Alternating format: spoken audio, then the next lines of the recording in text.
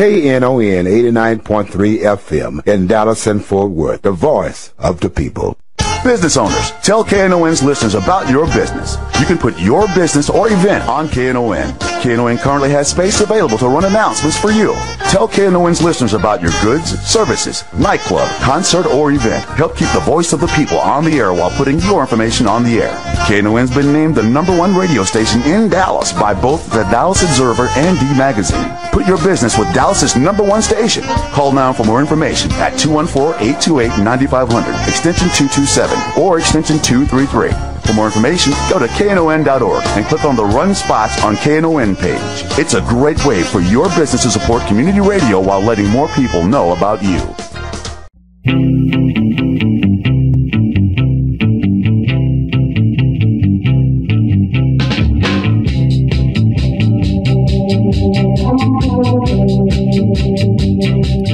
This is Gene Lantz on the Workers Beat, and I'm here with Bonnie Mathias. Good morning. And Bonnie's with CWA 6215. We're going to talk about CWA in a minute. Are we? I want to make a quick announcement, though, because today is a day to hit the street. I've been telling everybody all week to hit the street, and I'm a little disappointed I haven't seen more stuff called. But anyway, there's a march today. This has been called for a long time. We're meeting at Reverchon Park at 2:30 p.m., and if you don't know where Reverchon Park is, you must be from out of town. But anyway, here's where it is. It's 3505 Maple Avenue.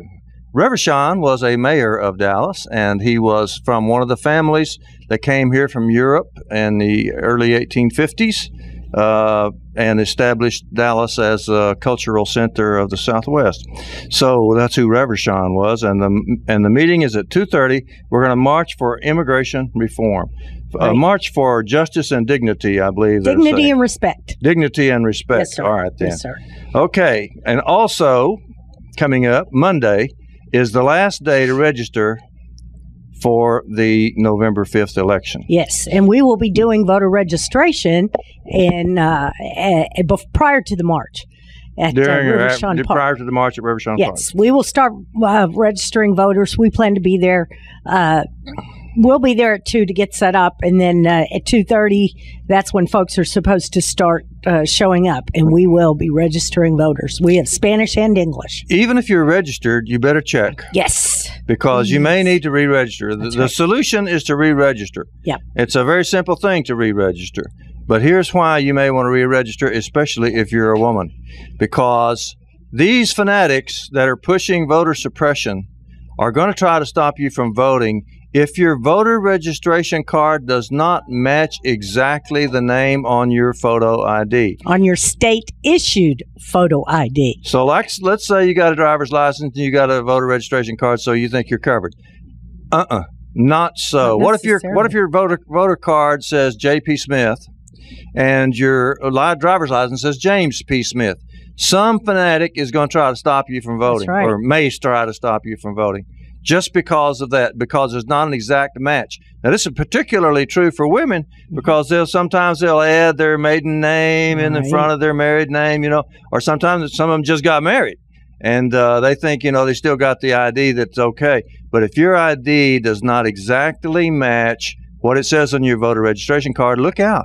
Yep. Do you think they want you to vote? No. Do you think they're going to give you a little slack? They're going to say, oh, well, this is okay this time because we really, really, truly believe in democracy and we really, really, truly want you to vote. They really, really, truly are trying to stop you from voting, brothers and sisters. Yep. So that's what voter suppression is all about. It has nothing to do with the excuses that they're giving. It has nothing to do with the names that they are giving it. It is voter suppression. And it is underway in Texas, and this will be the first election since they have implemented voter suppression. Right. Well, since it was implemented by Attorney General Greg Abbott at the end of a Supreme Court decision that said that they could get away with it. So they are implementing voter suppression. You better do everything you can do to make sure not only that you're able to vote, but that you actually do vote. That's right. Because otherwise, you're turning things over to the very, very wealthy people who are pushing voter suppression in America. We talked about this at the movie that Job with Justice sponsored a special showing of the movie Inequality for All at the Angelica Theater last Monday. And Mark York of the AFL-CIO and Dr. York Rieger from SMU, theology professor, both spoke. The thing that got me in the movie was pretty good. It was a pretty good explanation about how bad the wealth gap has gotten. And I don't remember all the statistics that are in there, but one of them really stood out. It said that 400 Americans, I'm talking about 400 people, about the size of a group that could get into your church, they own more wealth than the other 150 million of us. 150 million people like you and me put together have as much wealth as those 400 people sitting in Highland Park Episcopal Church, sitting in some particular church. Right. Yeah, I don't think they even go to church because they're sinners from beginning to end because they're ripping off everybody. But they seem to think that they're they used to be called the moral majority. They think they got God on their side. They think God likes them, and that's why they have all these billions and billions of dollars. What it is, there was a saying. Actually, I got this from a movie too. It said that a property is theft. That was in a movie that I saw back in the 90s. And another good quote is that all rich men are not thieves. Some of them are the sons of thieves.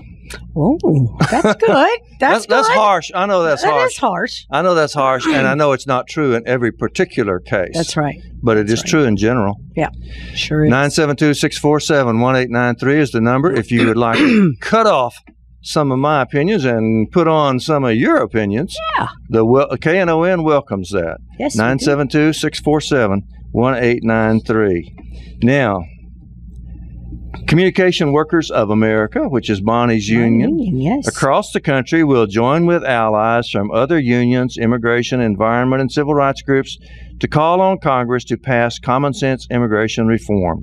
Legislation that includes a real roadmap to citizenship, rules that protect workers' rights, and an end to the destruction of families through deportations. And I got that off the internet from CWA's regular news service called Take Action. And so the CWA is going to be in this march. Bonnie, you going to be in the march today? I'm actually going to be doing voter registration prior to the march. Well, that's great. That's absolutely great. Yeah, myself and one of my buds, Shirley Anthony, we will be out there doing voter registration. So, and I don't think it's going to rain. I think it's going to rain around lunchtime, maybe for an hour or so. And it's going to clear up, and it's going to be a great afternoon. I don't care if it rains or not. Get your umbrella. Yeah, get an umbrella. Get your umbrella. Put on a poncho. What, you think you made out of sugar or something? That's what my daddy said. Made out of salt, maybe. You are not made from sugar. Like you will not melt. Like Lot's wife. And you won't just... the thing is, the reason I'm telling everybody to hit the streets is because of this government shutdown. Do you think you can just sit down and let somebody else talk about this and discuss it, that you don't have to do anything? Do you think they're going to act in your interests sooner or later? You want to take a call? Sure. All right. Good morning. Glad to hear from you. You're on KNON. Hey, you talking with me, King? You're talking. Bless you, brother. I was just wondering, is the focus of what we're trying to get to right now is some movement forward now then that we have most everybody's attention with all of these gimmicks and sidetracks of government shutdown? Hopefully we have everybody's attention. Can we make a couple of steps in a forward direction now? That's a very, very good question. I'll let Bonnie answer that. I hope so, Michael. I really do. I hope that we are going to that we do have people's attention and that they are listening so that we can make some forward motion. Yeah, but, people think that this is how the dummies learn. That's one way to put it. People put it. They say people need to get knocked around so then they'll learn. I don't subscribe to that. People need to win. People need good things to happen, not bad things. That's it's right. not because we don't want more. It's not because we're not trying to move forward, but it's because we don't want to move backwards. We're always in favor of winning, and in this particular case, we are losing. We are losing fast. 850,000 federal workers are losing their jobs over this. And when one person that's making a good living loses their job, there's a whole bunch of store clerks and babysitters and valet drivers, everything else. I think it's seven people for every one person that's unemployed or becomes unemployed. Yeah, that loses a good job. Loses a good job. 7 other people are affected. Yeah. So this is a disaster for the American people. It needs to be fought in every possible way. And that's why I'm going to march today, even though it's the Immigration Rights March. They're not talking about the government shutdown directly. No. But the truth is, it comes into it because, they have shut down the courts. There are people in jail waiting for a hearing in immigration court.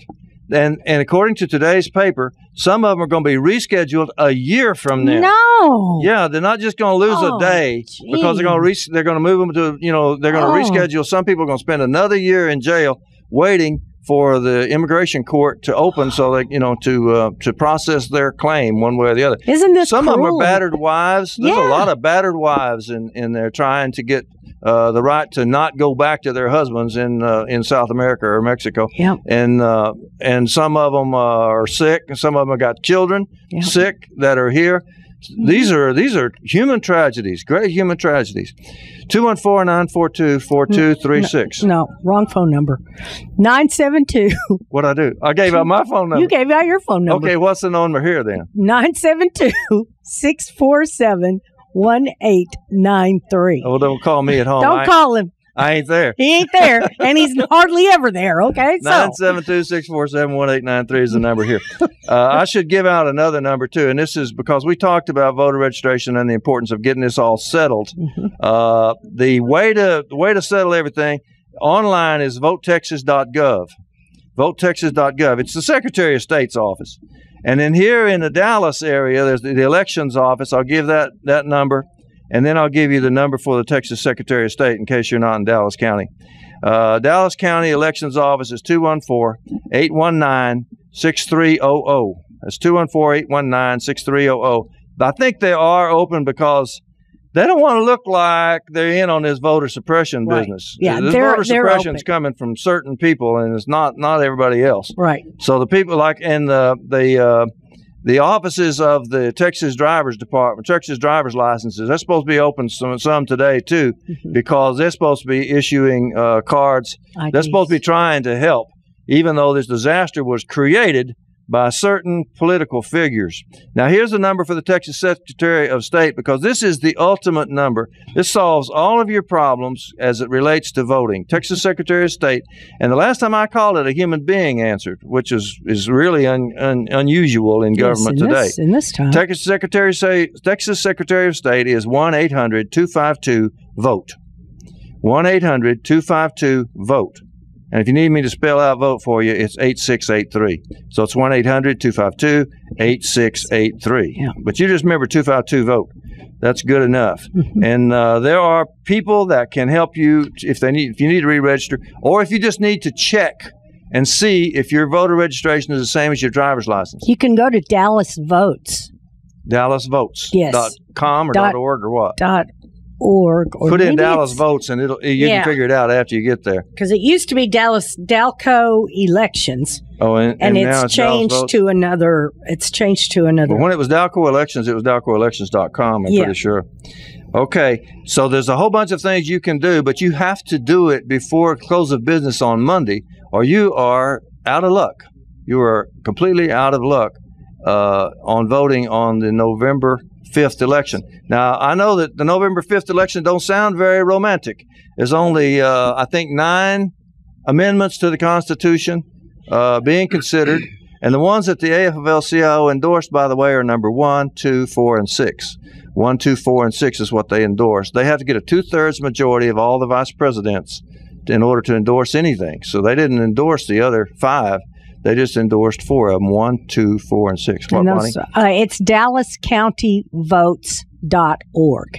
DallasCountyVotes.org. Yes, Dalco Elections has gone away, and that's the new website. Even if you go to Dalco Elections, you're going to get redirected to DallasCountyVotes.org. I'm going to write that down. DallasCountyVotes.org. Yes, sir. People need to get this straight. Yeah. And not only because of this election, because, you know, like I said, this may not be the most romantic election. Unless you're in school board District 8, they're going to have a fight over the school board over there. That's going to be exciting. In fact, I would like to see if the candidates would like to come in and talk here on the Workers' Beat with us and explain stuff about their race. There is going to be a race for school board for Dallas.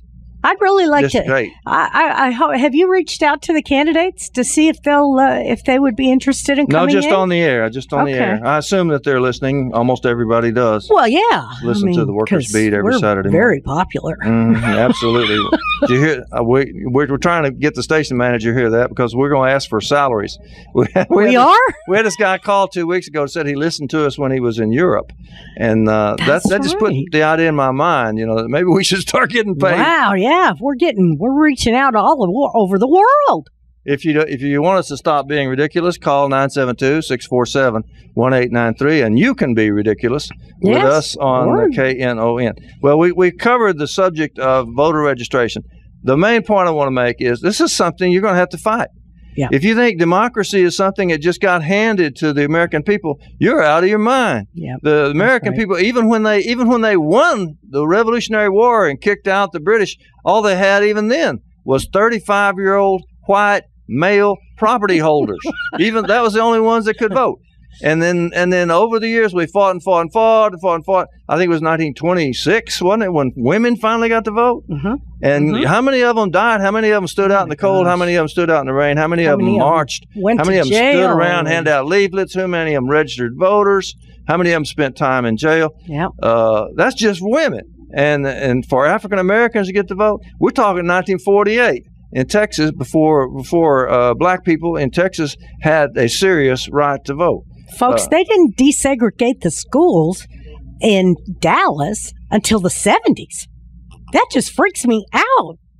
Yeah, that's a true fact. Well, and that didn't just get handed to them. No, they had to fight like crazy. So you're going to have to fight like crazy if you want to keep democracy today, because I'll tell you right now, they are out to get you. Yep. They are somebody seriously working on voter suppression in the state of Texas. They don't want you to vote. We know Attorney General Greg Abbott is one of them. I don't know if we can name any others. General Abbott, that's very good. That's kind of what he would like to be, is like General Abbott. Well, he is Attorney General right, Abbott. But he wants to be like the Governor General or General Governor or something.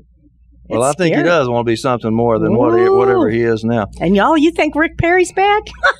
He's a walk in the park compared with this guy. Now, on the government shutdown, do you think that Congress took a pay cut? No. Nope. But the Congress, but we should give some credit to Pete Gallego, who is a congressman from down towards San Antonio, I think. Yes, he is. Because he introduced a bill that said if everybody else is going to lose their salaries, well, Congress should lose their salaries too. I don't think they passed the bill. No, they didn't. Because they're going to keep getting their salaries while they cut everybody else's down. And a few of the Democrats and a few of the Republicans have actually donated their salaries to charity or something like that.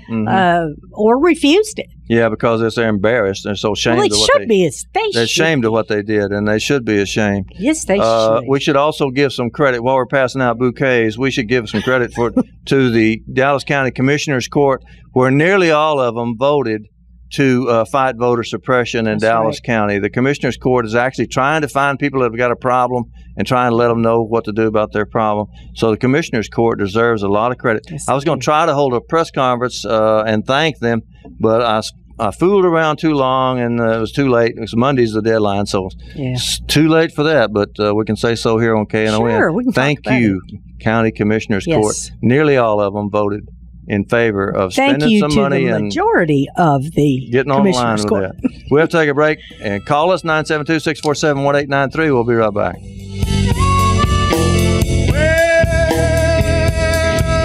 Well, I got to work this morning. Something seemed kind of strange.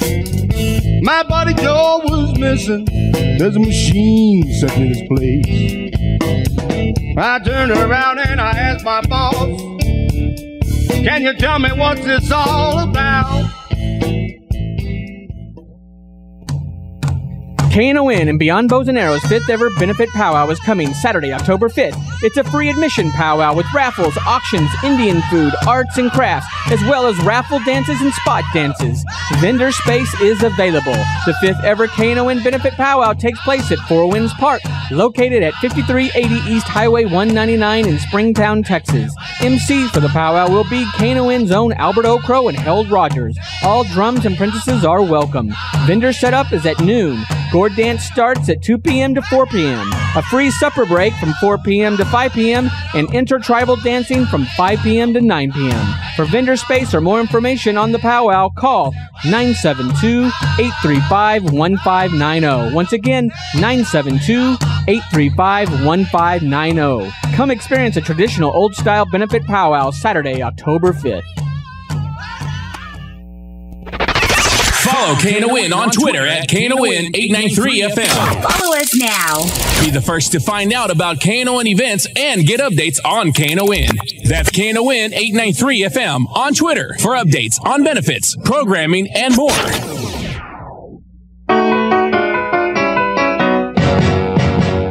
Blue Monday, how I eat Blue Monday. Got to work like a slave all day. Here come Tuesday, oh Tuesday. I'm so tired, got no time to play. Here come Wednesday. Here comes Wednesday. Here comes Wednesday. No, it's Saturday. And so Saturday, and my tiredness is gone. Gone. That's right. I get my money, got my honey, and I'm out on the Strand to play. But I'm out to demonstrate. That's right. Today. That's right. We have a caller. Good deal. Ron on line 2. Good morning. Put Ron on the air. Good morning, Ron. Did we lose him? Got stage fright at the last minute. Sorry, Ron. Call again, Ron. Sometimes we get mixed up during breaks. 972-647-1893. We're eager to hear what Ron has to say. Yes, we are. I want to start an argument because usually here on the Workers Beat, when we even mention immigration, even when we even mention immigration reform, we get into some arguments because even though nearly all of our listeners are very progressive people, they don't necessarily agree on immigration reform. It is a very contentious issue. And one reason it's contentious is because labor used to have the other position. From the early days of labor, when they first started, actually, the AFL was started in 1882. It changed its name in 1886 to the AFL, American Federation of Labor. And the guy was, Samuel Gompers was a Marxist, and he was supposed to be very, very, very progressive. But they soon got crossways with the Chinese because because a lot of the railroads were bringing in Chinese people, especially in California. Yeah, right. And so the AFL they bought into the Chinese Exclusion Act. And it did not take them long once they began to practice any form of racism before they practiced all kinds of racism. Next thing you know, the AFL was accepting segregated union locals. So you'd have on the dock workers, for example, down in Galveston, you'd have the white dock workers union and the black dock workers union. One of them would go on strike and the other one would scab.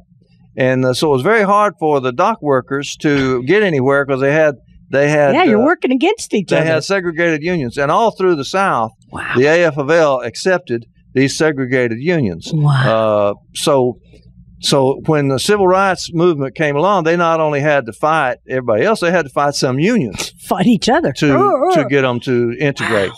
And so it wasn't an easy thing. So the same thing was true with undocumented workers. After they went for the Chinese Exclusion Act, they decided that the best way to deal with anybody that didn't have papers was to deport them. So that was their position from early days, by 1890s maybe, all the way up to 1999, just in our lifetimes. In 1999, somebody got very, very smart at the head of the AFL-CIO and said, you know what? This ain't never worked. This ain't never worked for us. It's always worked for the bosses, and it never worked for us. Something tells me Linda Chavez Thompson might have had a little something to do with that. She might very well have. Linda Chavez Thompson from San Antonio, used to be a farm worker, and probably knew a lot of undocumented workers. But anyway, the main thing that they figured out was that our old system does not work. It works for the bosses because the bosses have this millions of undocumented workers that they're paying almost nothing. That they're paying starvation wages and holding everybody else's wages down. So the union changed in 1999 and said, instead of saying deport them, let's say organize them. Because that's something we can do. That's something, let's bring up their wages, bring up everybody's wages, and show that we're not fighting one against the other. Right. And it's just like with those segregated unions I was talking about a while ago. When you have a bunch of people that you won't let become legal, then they're going to scab on you. That you can't blame them because they're starving. So they ended up with lots of times where white workers or documented workers, black workers too, people with papers would find their jobs being undercut by people that didn't have any papers. So instead of fighting each other, they said, let's unite and fight the bosses. And that was the smartest thing they ever did. 1999. That was pretty recently. That's really recently. At the, I still hear unionists, including some union leaders, say that the AFL-CIO is wrong, that they made a mistake, that they should still be calling for deportations. By the way, did Ron ever call back? No. Oh, I don't know. Maybe that's him now. 972-647-1893, Ron. We're waiting to hear from you. That's right. That's right. Or anybody else who wants to call and get us 2 bits on this. It's a very emotional issue. To some, yeah. And I don't think that most people have thought it through. They're thinking more or less about their feelings, just feeling, I don't like brown people, they talk funny, something like that. But they're not thinking what will work and what will not work. Right. Because we gave up something that did not work for 100 years, and we took something that we think will work. 972-647-1893. Is Ron on yet? No, we have Paul. Okay, Paul, let's hear from you. Yes. Good morning to you both. I got a question about, I was listening this week, matter of fact, late at night coming home from work, and the BBC had on there about they were having some big thing over there about technology, and it was called The Future Is Now. And they were saying in that program that in another 20 to 30 years, half of the jobs that we are doing now will be automated and computerized. It will not be done by people. So what is the labor unions doing to try to get in a position to be ready for that type of change and be ready for the new jobs if there is any? And what is their stance? That's a very, very good point to bring up, Paul. And it's not just something that's going to happen in the future. It's something that's been happening for a long time. In fact, if you look back at since World War II, right now, one worker is doing what 4 workers used to do. In other words, one worker is operating a machine or something that 4 workers used to do. And so productivity has gone up by 400% or over 400%. So what are we going to do about it?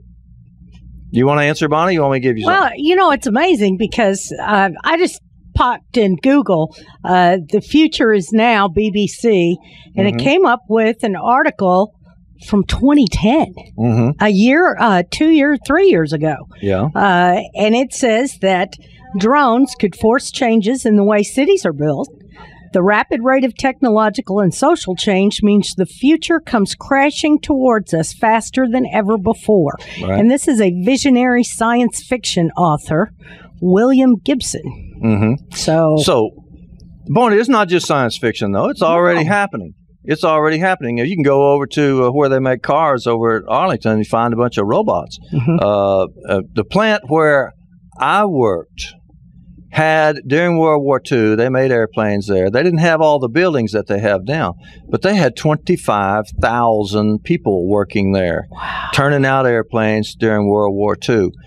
They had 9,000 during the Korean War, and since then, they had, when I first started out there, they had about 5,000 blue-collar workers in the bargaining unit, and today they have around fewer than 2,500, more like 2,000, doing the same work, turning out the same amount of wealth that somebody else is getting, and now they're going to close the plant.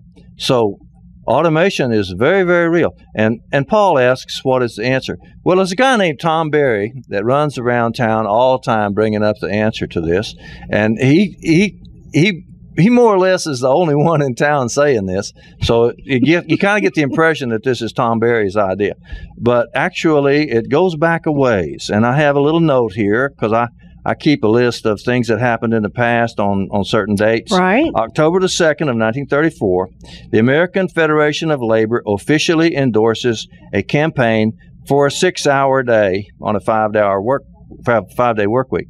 So in other words, instead of having a normal 40-hour week, we should have a 30-hour week, and people should be working 6-hour shifts.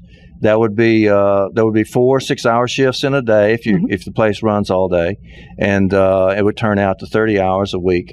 And anything else above that, you should get humongous amounts of overtime, like double or triple or 5 times as much or something like that, to keep people from working more than 30 hours a week. And that is our goal. That didn't work, did it?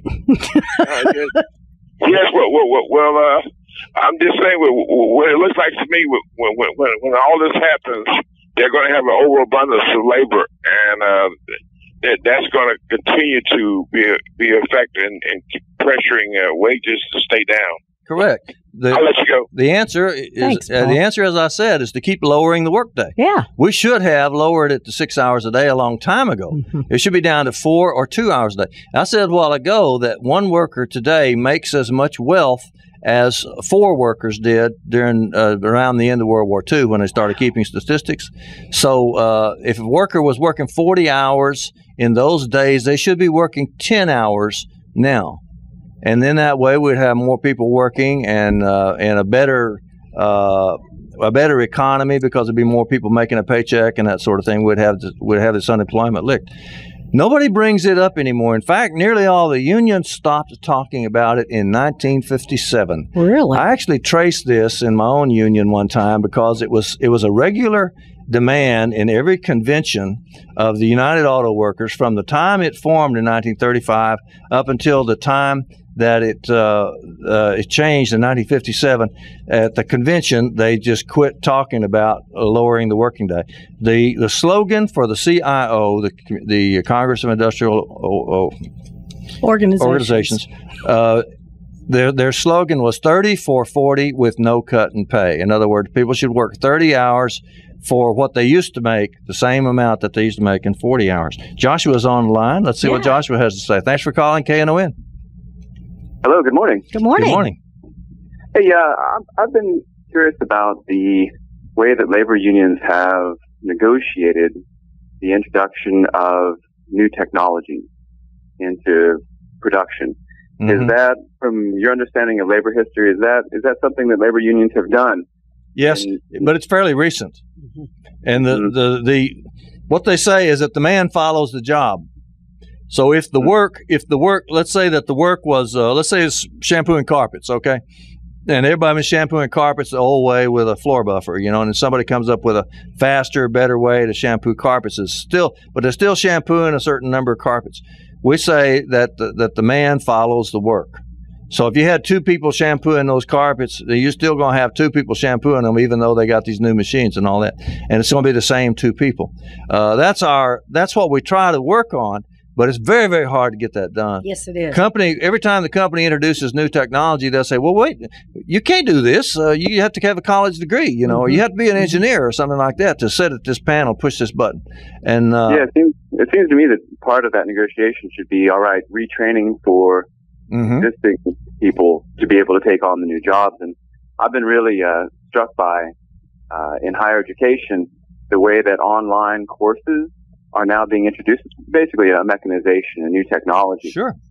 And there's been really I haven't seen any negotiation by faculty with management really over this new technology. Instead, I was recently at a conference where, academics were just really kind of, some were falling over one another to get at to adapt to this new technology. There's really no discussion of should we do this.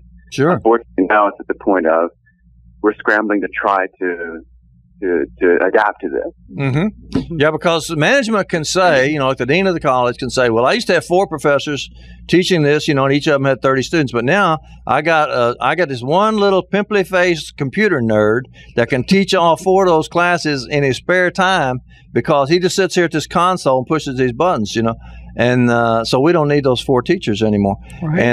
And it's really very, very hard to argue with that because those 4 teachers, as you said, don't know how to sit at that console and push those buttons. They don't want to, even if they could. So retraining is part of it. We had in my computer, in my union, UAW Local 848, I was very proud that we had a new technology committee specifically to argue that the man must follow the work, and if training, if it involves some kind of new training, it has to be that man. That man that used to do that work has to get retrained to go do that new work.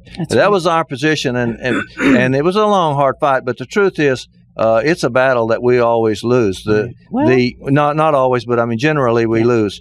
And that's one reason why the unions are much smaller now than they used to be, because the jobs that the companies want to replace with computers are the good jobs, right? The jobs that paid the best.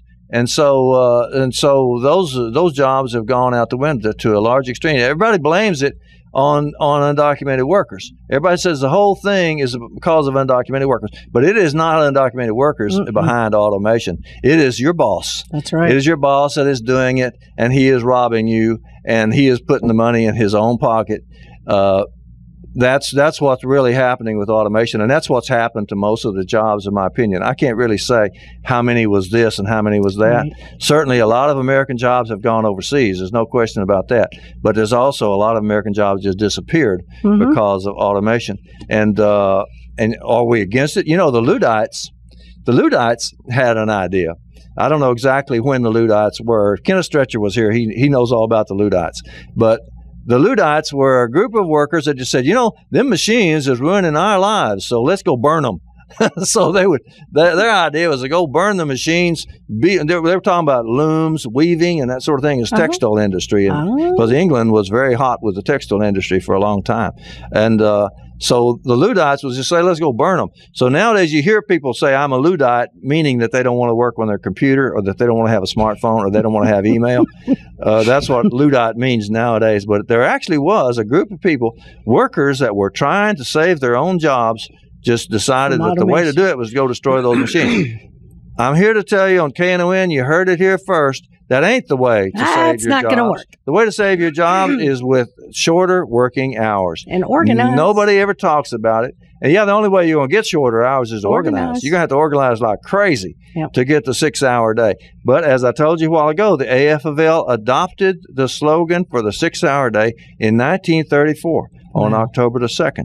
And the CIO had that slogan all the time that it existed, from 1935 to 1956 or so.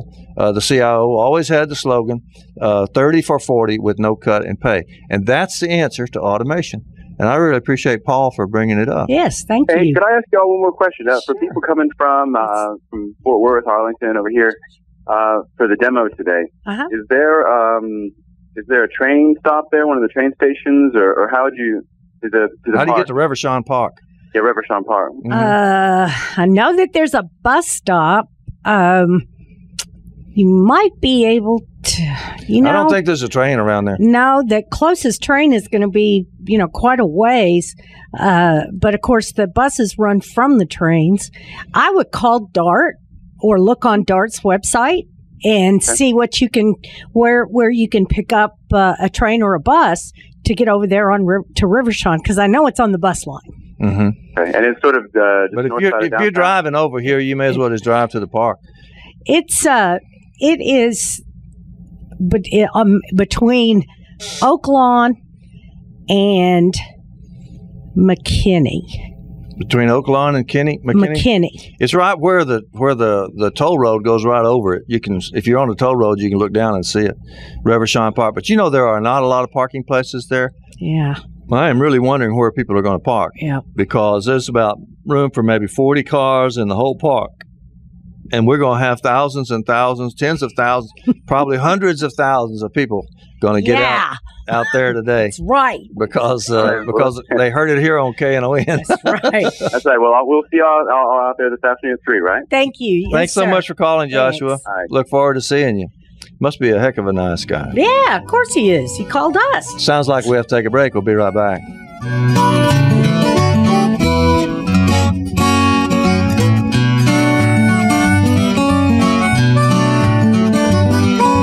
Tell you all a story that's close to me. A worker who's leaning on a bended knee, soiled and tattered in search of relief, fighting for some unspoken belief. KNON and RDG Productions presents Greg A. Smith Love Expression CD release party this Saturday night at Port David's Pub. It will be a night of love and passion designed with you in mind. This is Greg A. Smith with a personal invitation for you to come out and celebrate with me. I'll be performing with my band along with Leroy Ward and his band, Chester Burns, and Fort Worth's own The Sensational Miss Peaches. A free buffet by Bubba's Fat Burgers and Barbecue, along with Love Expression raffles throughout the night. VIP suites are available at 469-471-4180. That's Greg A. Smith's Love Expression CD release party this Saturday night at Port Davis Pub, 1313 South Lamar in Dallas. Doors open at 7. Show starts at 8. Tickets available at knon.org. Bill's Records, Annie Lane's Kitchen in Dallas, Beverly Young Records in Grand Prairie, and Comp Cleaners in Fort Worth. This will be a night for lovers to remember. Sponsored by RDG Productions. This is a KNON benefit concert.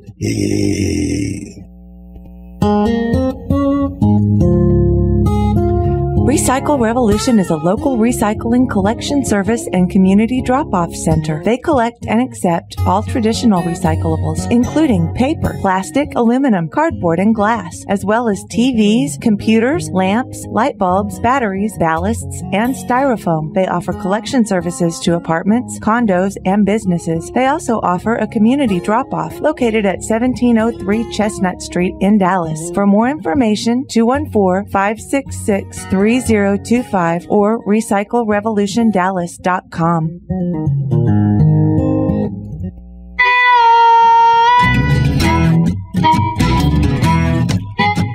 I wake up in the morning at 4:45. The alarm clock is relentless, for goodness sakes alive.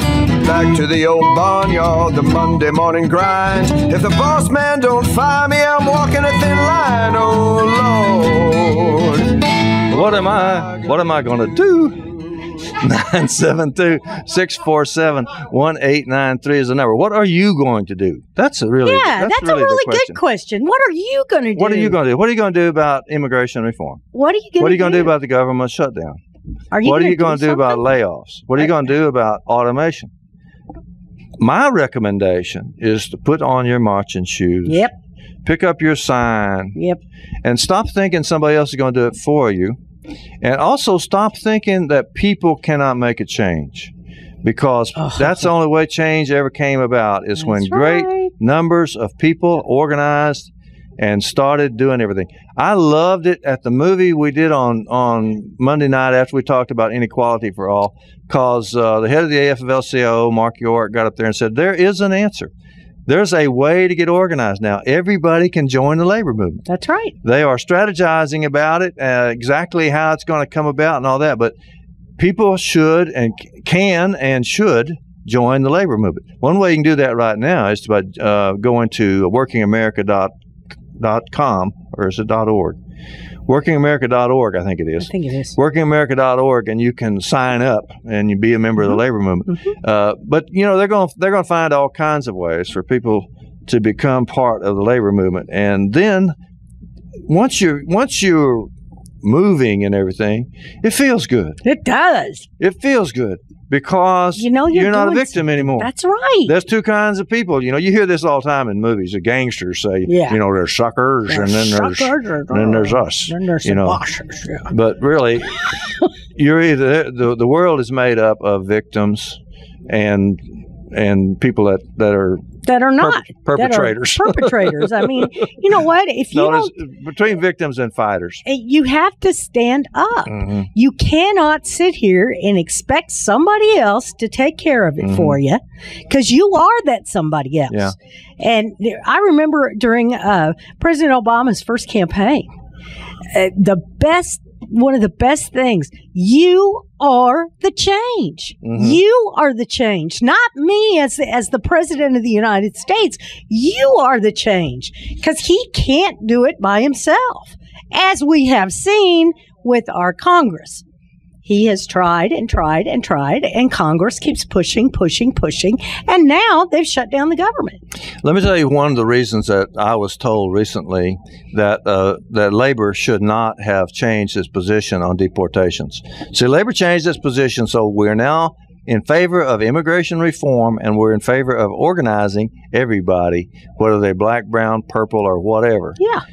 972-647-1893 if you want to get your opinion in.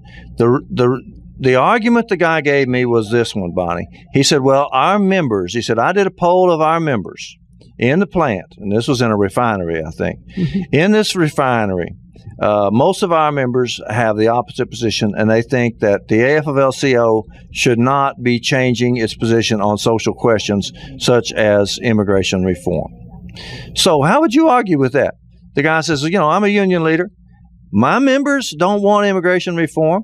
So why is the AFL-CIO doing it? Well, maybe they're not educated about immigration reform and about the immigrants in this country. That's my thought. Maybe they are not, maybe they need some education about what the immigration reform is all about. I mean, we're not opening the gates and saying everybody come in. We're trying to give people a legal pathway to citizenship. If they're here, they're paying taxes, whether you like it or not. They are paying taxes on everything they purchase, just like you, including their rent. We have got to embrace these folks. They're not going away. It's no different than when back in New York, when the Irish people were, they were the bad people. They were the ones that needed to be deported and sent back to Ireland. Yeah, the natives, they call themselves natives. The natives, and actually they were British, and Welsh. Yeah. And the natives opposed the Irish, and there were big street fights. Oh, my gosh, horrible. There was a good movie about it called Gangs of New York. Excellent movie. Excellent movie. They treated the Irish so bad that a lot of them joined Mexico in the Texas when they took over in the war against Mexico in 1847. A lot of Irish went and joined Mexicans because they said, we get treated so bad over here in the United States that maybe we should be on the other side. Right, maybe we should help you guys. They were decorated for valor. Yeah. And the San Patricios, they called them. St. Patrick's guys, and they joined Mexico. So that was really, really bad for Irish for a little while, but they assimilated because they were white. Exactly. They didn't. African Americans had a lot more of an obstacle to cross, a lot more difficult, brought here as slaves and treated so bad. And then the Mexican Americans and the South American Americans, they also have a really hard battle to try to assimilate in the United States. But it's not a matter of your heart or your feelings. No. What was wrong with the guy's argument? The guy said, most of my members are against immigration reform, so I'm a union leader, so I have to do what most of my members say. Is there something wrong with that? The answer is, yeah, if all your members are stupid, then you have to be stupid too, right? Because that's what we elected you to do. We elected you to just follow along and act like everybody else. That's what union leaders are supposed to do, or any kind of leaders. Are they supposed to just do what everybody else says? Or are they supposed to be just like everybody else? Or are they supposed to be thinking things through and saying what is really the best? What is really going to help our members? What is going to help our union? What's going to help our country? Right. What's going to help our city? Whatever. So the answer is you are not honor bound to act as dumb as the dumbest people you know. You are bound to be as smart as you possibly can. You need to So that's the answer to that particular argument. But there's other arguments too. people say, for example, they say, well, brown people come here, they use our services, and they don't pay taxes. And you were arguing against that just a while ago, weren't you, Bonnie? Absolutely. You were saying that they do pay taxes. That's absolutely. Every time of course they pay taxes. They register their vehicles. You can't get around it. They pay tax. Yeah. You buy something at the grocery store, a non-edible item, you pay taxes. Undocumented workers pay millions and millions of dollars into Social Security. And get nothing. And they can't collect Social Security. It's almost like the joke's on them. Yeah. Because they have to pay Social Security to get a paycheck. Medicare. Yeah, and Medicare to get a paycheck, and then they can't collect it. And contrary to popular belief, they do not qualify for public assistance. Yeah, they don't. Well, they get emergency care at Parkland, right? If they're lucky. That's about it. If they're willing to wait all day, and stuff like that. If you're, and their kids get to go to school, and that was just one. That was one in the 60s or 70s here in Texas. Pretty recently. I know the guy that filed the lawsuit. Really? Yeah, it was Larry Daves, who was an attorney out in Tyler, out in East Texas. He was a great guy. He lives in Colorado now. Oh. Anyway, their kids get to go to school. That's true. But they don't get. They get to go to Parkland if they're dying. Yeah. But other than that, they don't get Social Security. They don't get unemployment compensation. They don't get workers' compensation. They get hurt, and the boss just says, "Well, what are you going to do about it? What are you going to do about it? You can't sue me." Oh, you can't work anymore either, so you're fired. Yeah. Adios. Adios. Yeah. I have to give City Square some kudos here because they saw a need in University Park and Highland Park for medical care, health care for the folks that work in these homes, in and around these homes.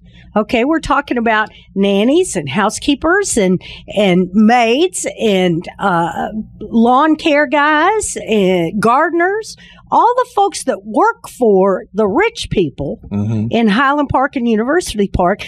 City Square opened a health clinic specifically for those people in Highland Park. So they raised money through charity. Yes. They got charity for it. Yes. 972-647-1893 if you have an opinion. I know a lot of people don't like immigration reform. It's just a feeling. It's a feeling that we don't like anybody that's different from us or alien to us. And it surprises me how many African Americans oppose immigration reform because it's true that they didn't have to go through immigration reform to get into the United States. They were dragged here in chains, which was a whole lot worse. But it surprises me how many people act that way. But the thing is, you can't just go on your feelings. You have to think it through. What's going to work for you? I know that the present system works great for the bosses because, for example, as we just said, you don't have to pay unemployment compensation on folks. Right. And you can cheat them out of almost anything. You know, you can work them for a week and then say, oh, well, I only got enough money here to pay you for one day. But we have the Workers' Defense Project that will get involved and help you get your money. Yeah, and the reason they have gotten all these millions of dollars back for workers is because the bosses are cheating people out of their wages. James is on the line, eager to hear what James has to say. Thanks for calling KNON. Yes, sir. I had a construction company, and I've been working nothing but Spanish people. Black people don't want to work. All they want to do is get on your job and drink beer and stuff. I wouldn't work in one. So what you can do is you think I'm lying. I tell you what you can do. You can put 5 Mexicans on your house, roof in your house, and put 12 black people up there. When the Mexican black people come back to work, the Mexican man clean up and gone. All the black people do want to sell dope and rob and steal your lawnmower. That's all they good for. You take a Mexican there, want to buy a house, all of them help them remodel. A Negro won't help you do that. So you're saying black workers are not as good as Hispanic workers? Okay, well, you want to respond to that, Bonnie? Well, I think we can't. And James, I respect your opinion, believe me, but I don't think we can lump all black people together in that because it's pretty dangerous when you start lumping people together, especially by race. Right. So, I got friends on all sides of this fence. Okay, but James, you very well may be right. But Well, you might be the people that you dealt with. I mean, you may very well be right about that, but I don't like to lump folks all together. I don't think it would hold up. No, I don't think that it would. All black people want to do is what was it? Smoke dope, or sell dope, and steal your lawnmower. There you go. Well, it was a pretty good characterization. You got to give the guy. Well, you got to give the guy credit for a lot of very colorful speech. That's right. But that's just a feeling, and it doesn't really address what's going to work and what's not going to work. Because the AFL-CIO, for 100 years, the labor movement had a position for deporting and not organizing Hispanics or undocumented workers, whatever color they may be.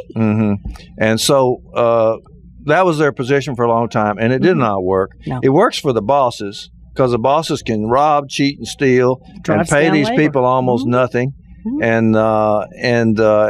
And of course, I just realized James was a boss. He was when he called in, because he probably was like small level boss. Took care of people though, and I think it's. Well, it does work for the bosses. Racism works great for the bosses, but it does not work good for the workers. Well, and overcoming our divisions is really what the labor movement needs. Yeah. And that's a very broad general statement, but it is true. You have another caller, Bonnie? Tom in Dallas. Okay, let's let Tom talk. Thanks for calling KNON. Yeah, good morning. I'm sorry to hear about Jim Shoots, but there's plenty of parking over there around Turtle Creek and Maple. That's where Rivershore Park starts, right there at Maple and Turtle Creek. And you can catch dark buses from the West End or Elm Street or Lamar Street to number 39, the 29, the 409, and the 21. Okay. And Thank you, Tom.